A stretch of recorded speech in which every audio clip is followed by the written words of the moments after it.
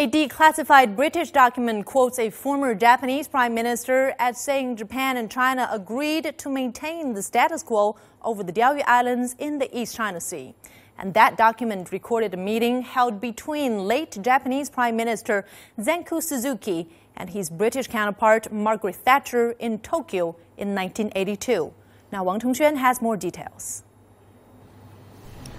A handwritten document about the Diaoyu Islands has been declassified by the National Archives of UK along with other historical files after a 30-year confidentiality period.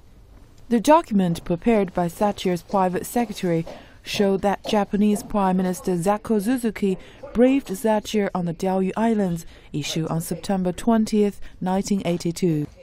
It said that when Suzuki met with Chinese leader Deng Xiaoping, the conclusion had been easily reached that two governments should cooperate based on the major common interests of the two countries, and they should put aside differences over the details. Suzuki went on to explain that the two countries had, in effect, shelved the Diaoyu Islands issue by agreeing to maintain the status quo without allowing for specific differences to emerge. Although the consensus between China and Japan cannot be regarded as an official agreement diplomatically, Suzuki's words indeed verified the existence. Back in 1972, the older generation of leaders of the two countries reached the important principle of shelving differences and making joint development, which contributed to the resumption of China-Japan diplomatic relations.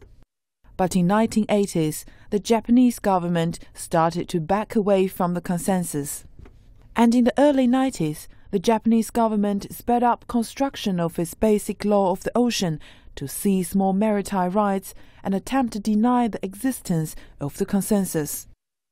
This document, released by the UK, verifies the existence of a consensus from a third party and helps to dismiss Japan's misguided stance on the Diaoyu Islands.